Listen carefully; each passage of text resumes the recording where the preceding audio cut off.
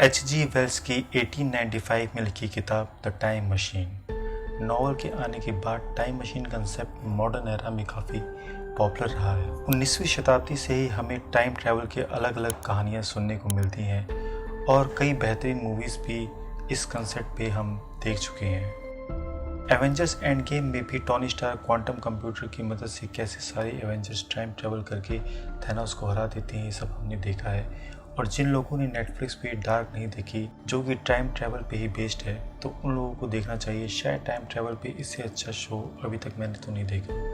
आप लोगों का क्या ख्याल है दोस्तों?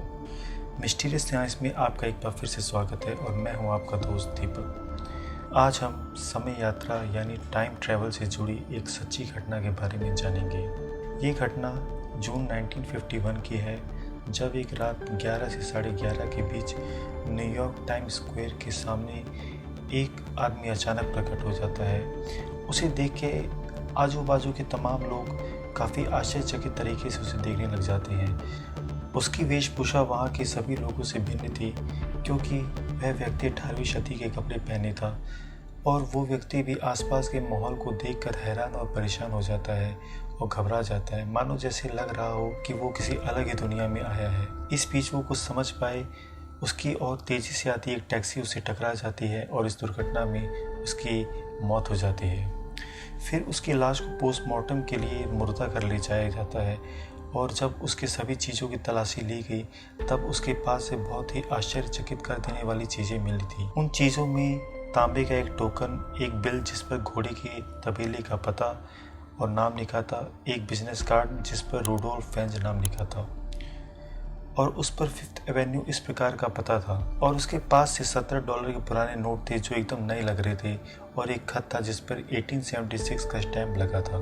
ये सभी चीज़ें पुरानी होकर भी बिल्कुल नए लग रहे थे और उस व्यक्ति की उम्र लगभग 27 से 30 साल के बीच थी। ये सभी रहस्यमय चीज़ों को देखकर वहाँ के सभी पुलिस अधिकारी हैरान और परेशान हो जाते हैं। तो फिर न्यूयॉर्क पुलिस ने इस केस की इन्वेस्टिगेशन के लिए कैप्टन ड्रीम को चुना, जो न्यूयॉर्क पुलिस में मिसिंग पर्सन डिपार्टमेंट में काम करते थे। और फिर कैप्टन ड्रीम अपने काम में जल्द ही लग जाते हैं। उन्होंने उस बिल और टोकन के अनुसार तबेले और सैलून की खोज करनी शुरू कर दी, पर ऐसी कोई जगह उन्हें नहीं मिली। वहाँ के बड़े बुजुर्ग व्यक्तियों से भी उन्होंने बातचीत करके पूछा, उनको भी इस बारे में कुछ मालूम नहीं था। पर उस बिजनेस कार्ड से जो पता मिला, वहाँ पर 5th एवेन्यू का एक ऑफिस था, पर वहाँ पर कोई रूडोल्फ फिंच नाम के व्यक्ति को नहीं जानता था। अब उसके पास मिले बिजनेस कार्ड से ही उसे रूडोल्फ फिंच नाम से ही जाना जाने लगा। फिर कुछ दिन बाद कैप्टन ड्रीम को एक टेलीफोन डायरी में एक नाम दिखा, वो था रूडोल्फ फिंच जूनियर, और वे टेलीफोन डायरी 1939 की थी। तो फिर कैप्टन ड्रीम जल्दी से उस पते पर गए। वहाँ जाके पता चला कि रूडोल्फ फिंच जूनियर की मौत 5 साल पहले हो चुकी है, मगर उसकी विधवा पत्नी फ्लोरिडा में रहती है।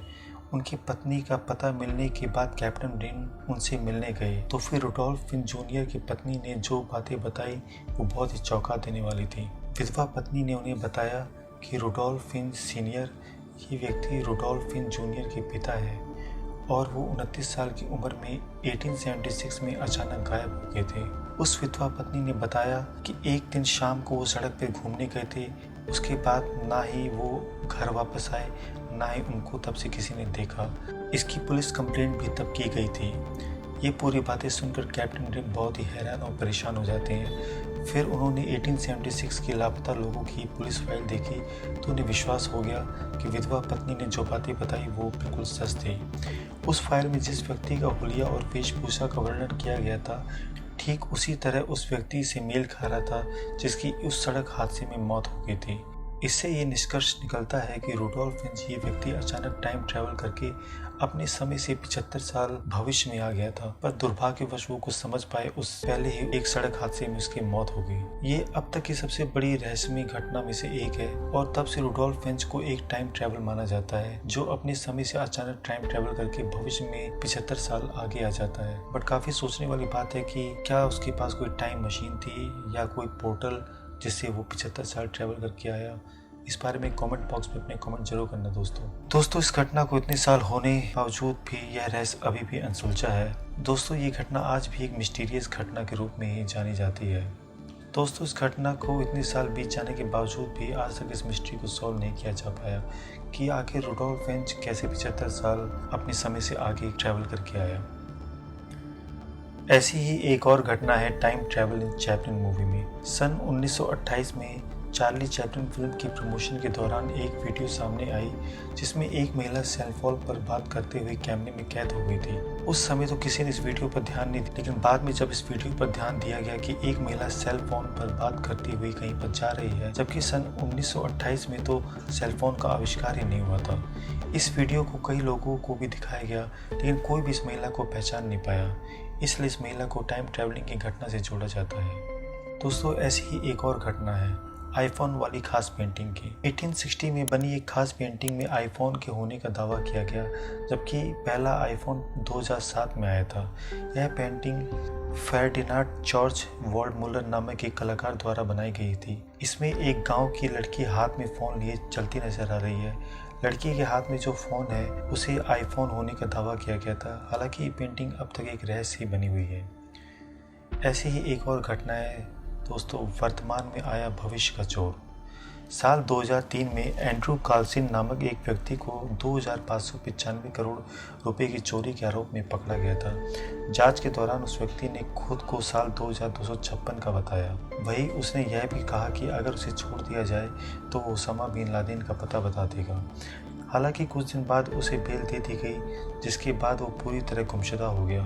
साथ ही उसके होने का कोई भी सबूत नहीं मिला। वो अपने साथ एक सवाल छोड़ गया कि क्या वो टाइम ट्रैवलर था।